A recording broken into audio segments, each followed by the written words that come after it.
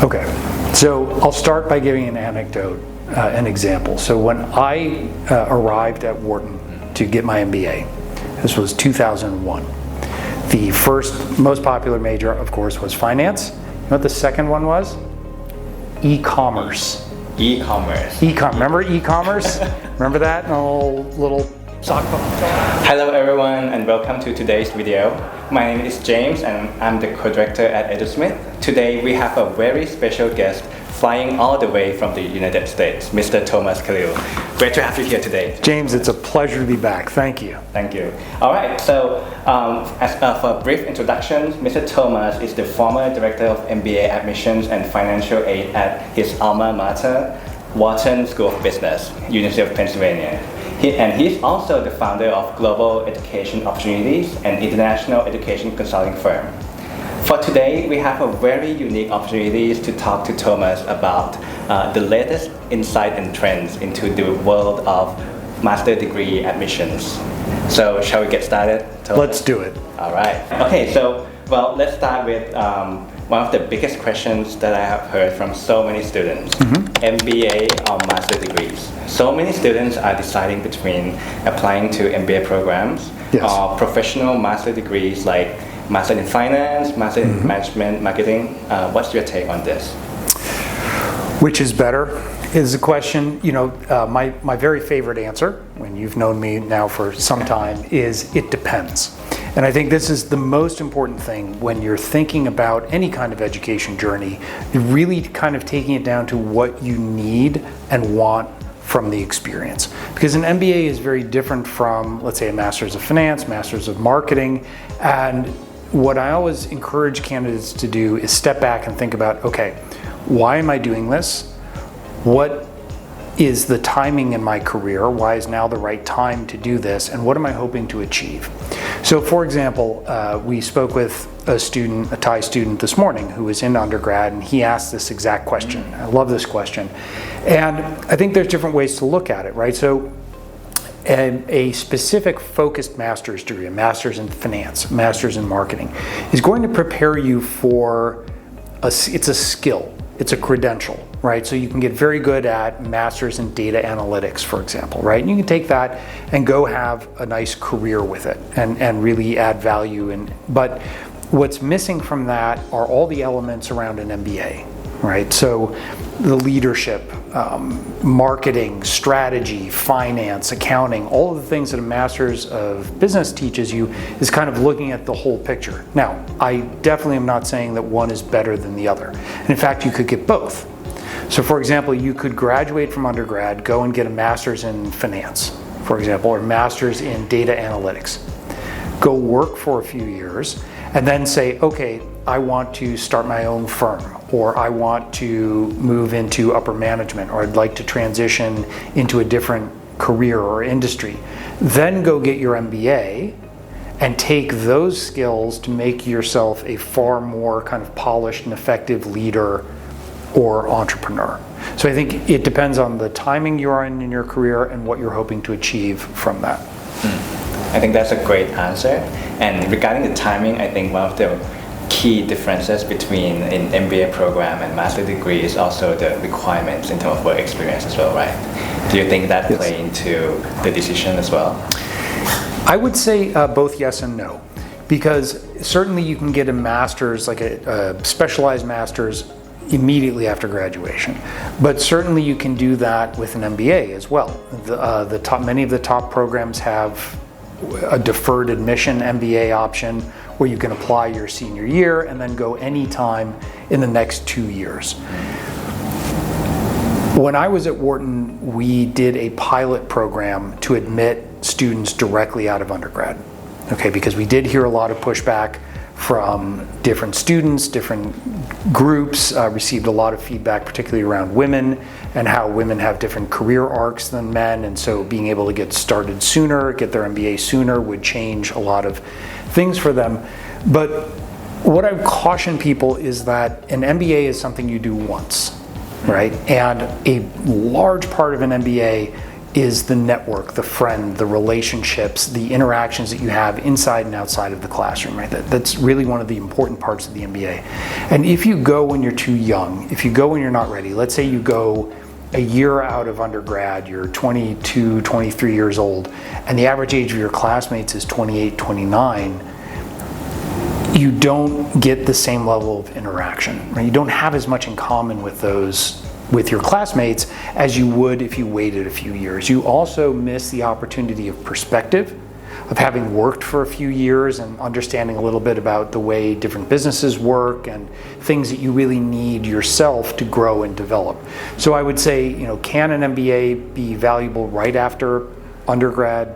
Yes, but more often than not, waiting a few years and seasoning for a few years can be very helpful. Great. All right. Okay, let's move on to our next question. And I think this question will resonate with a lot of our viewers who are young professionals in Thailand. Yeah. So one of the questions, or actually when I talk to many students about applying to study in master degrees abroad, one of their goals is to find career prospect in the US or in Canada or abroad outside of Thailand. Right. And so what would be your advice on that front? Like how can you use your graduate school's experience to best prepare you for career opportunities in the US or abroad? So that's a tricky question, right? And a lot depends on the economic climate, the legal climate. So obviously in a bull market, in a tight labor economy, the graduating students have a lot more opportunity, right? Because it is very expensive and very difficult for companies to hire, let's say, a Thai graduate. No matter how smart they are, no matter how wonderful they are, it's much more effective for them to have that Thai student come back and work regionally, right, just for visa issues, pay scale issues, things like that, than it is for you to work in the US. Now, I'm not saying it's impossible, but you do need to choose your school wisely, right? So this is an area where brand really, really matters, right? Because by and large, I'm gonna make some broad statements here. They're not true in every single instance, but broadly, the large companies are the ones that are able to afford supporting visas and onboarding international students. So banking, consulting, private equity, in some cases consumer goods, things like that. So you want to look at the industry, and in those industries, MBA brand matters. So where you go really matters. And part of that is, as we just spoke about, timing, right? So don't just go to any MBA program. Go when you can go to the best possible MBA program, right? Develop your career, bide your time, be thoughtful. You'll have to do a lot of networking. You'll have to really look at the individual school's career resources, career office, and talk to them, right? Reach out to them when you're applying and say, I am a Thai student. I'd really like to move into investment banking. What's the market like? Are they hiring international students, or are they shifting everything off to local offices? So these are considerations that you really need to take into account, but also you can take a somewhat longer term view sometimes, and sometimes you do have to return to more of like a regional or home country office, work your way up a little bit, gain some expertise, and then transfer over to New York or London or Sydney or whatever that looks like. I think that's really good advice. Sometimes it might be better to return home, but be in like an international companies where you have the prospect of, having the transfer opportunities, right? To go abroad within that firm. Yeah. Exactly. Yeah, that's really good. All right. Okay. So my next question is with regard to the test-optional policy, and I think this has been a really popular discussion topic over the past few years, especially at the beginning of COVID, right? Yes. And so focusing on the master degree programs, I have seen a lot of master degree still maintain the test-optional policies within the admission process. And so I want to ask you whether, do you think taking GMAT GRE is still necessary for for these MBA for these master degree programs that have explicitly said that they are test optional? That's a great question. I get that question all the time. So I think that when these policies were first put into place, right, test optional was needed because in many countries you couldn't take a GMAT, right, and or GRE, and the testing was not available. Like you couldn't do a home version at that point. So it truly was, if you and I were applying and you had thought ahead and you took the GMAT last year and I was planning to take it this summer and COVID shut everything down, well then, okay, fine, that was a fair policy because I intended to take it and I just didn't have the opportunity. Now that everybody has the opportunity, I would just ignore the word optional. Right, because when you're presenting your candidacy, I think what candidates lose track of is the volume of highly qualified applicants. Right, so let's say that Harvard MBA gets 7,000 applicants this year. It's not 1,000 good applicants and 6,000 okay applicants. Right, it's 6,500 extremely qualified, tip of the spear, amazing, interesting people.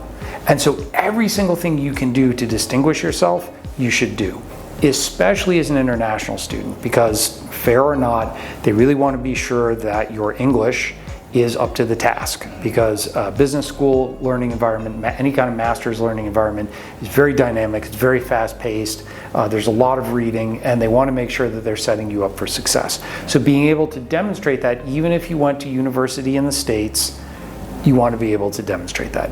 If you have some kind of mitigating circumstance, let's say you are active duty military and you get posted out on a ship for 8 months. Right. And believe me, I had situations like that when I was running Wharton MBA admissions, where people would send in a handwritten application and say, I'm literally out in the middle of a field, I can't tell you where, and I have no access to a computer, so I wrote the answers. But in that case, you would just say, hey, listen, I wasn't able to take it. If you need me to, I can.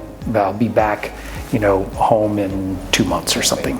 So to summarize, in normal circumstances, just ignore the test optional wordings and try to take the exam. Take the exam. Yeah, take the exam. Do the work and take the exam. And as somebody who's heard every excuse under the book, we'll talk about them, right? I didn't have time.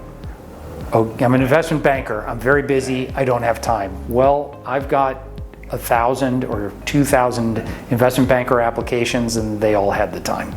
My other favorite is, I'm not a good test taker. Okay, I hear that. However, you're applying to a school, and in this school we have tests. So you just have to do the work. You have to have the discipline and just do it. I would say start as early as you can. Do it little bites, a little bit at a time. Practice, practice, practice. Great. Yeah, I think that's a great advice.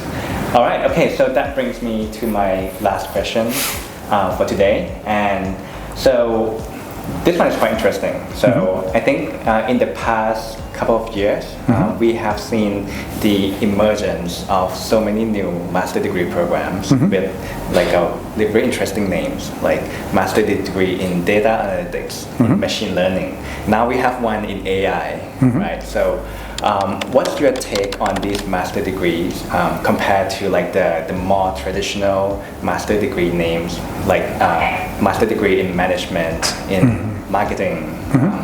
What do you think students should rush to these new programs that are more, I would say, modernized to fit with today's trend, or should they stick with the more traditional ones?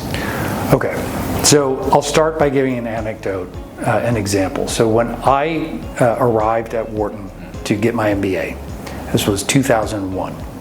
The first most popular major, of course, was finance. You know what the second one was?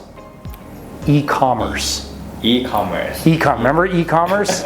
Remember that little sock puppet dog? So I think that you have to be very careful. Right? I think that something like a master's in data analytics can be very useful, but you have to ask yourself, okay, what is the brand value of the school I'm going to? What is the return on investment? I am very adamant about looking at return on investment because there are a lot of schools out there, and if you look at, for example, the price difference between Harvard at one end of the scale and the school ranked 250th, there's not much delta on the price, but there's a massive delta on return on investment, right? So I think be very aware of that and be aware that there is a reality that in 5 years, if AI shifts significantly, you could have a very worthless degree, right? Whereas an MBA, in my opinion, is timeless, right? Or a master's in finance, a master's in financial accounting, a master's in management. Those are the bedrock of business, and you can adapt and grow from there. So if I was looking at something like one of these specially niche masters, I would look at it as an arrow in my quiver, right? A tool in my kit, but I would also be thinking about, okay, what else do I need to really achieve my long-term goals? Yeah, I think that's a very good answer, and I would say, building on that, as you say that many of the niche master degrees are meant to be a tool for you, Exactly. as an upgrade to your skill sets, right? So I think it's also very important to do plenty of research into the programs that you want to apply. Yes. Yeah, definitely. No, research is critical. Research and really understanding what the entire value proposition is to you over the lifetime of your career. Great. I think that's a great answer. Okay. And well, that's all the questions we have for today. Thank you so much, Thomas. James, for taking real the time. pleasure. Thank you very much. All right. So tune in next time for our next video. Thank you, everyone. Goodbye. Thank you.